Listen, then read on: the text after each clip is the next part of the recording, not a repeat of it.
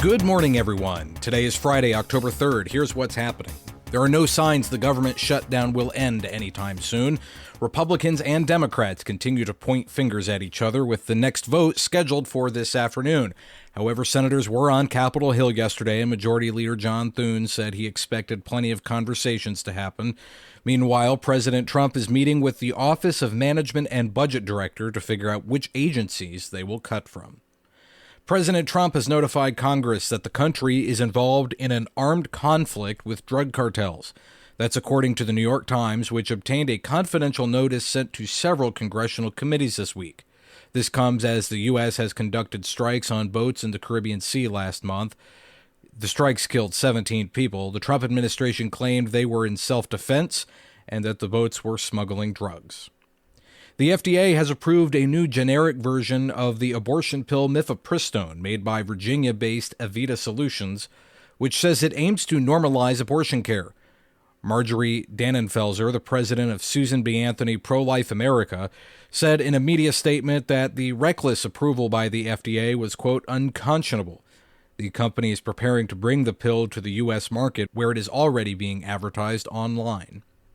Bishops here in the United States are urging the Federal Trade Commission to investigate what they call false or unsupported claims in ads promoting hormone therapies and surgeries, especially for children.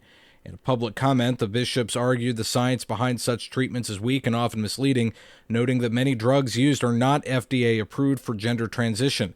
They also raised moral and spiritual concerns, calling the procedures harmful to both patients and providers. The FTC inquiry into these advertising practices is ongoing.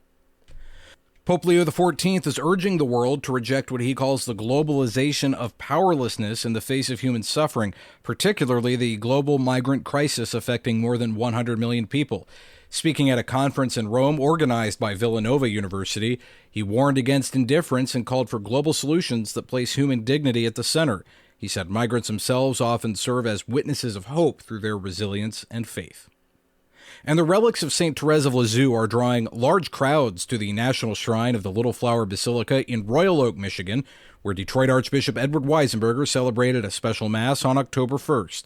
The saint's glass-encased reliquary will remain on display until October 8th before beginning a 40-stop U.S. tour across 11 states.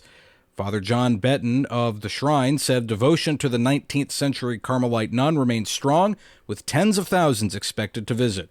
Over 400 volunteers are helping to welcome the pilgrims. That's the news this morning.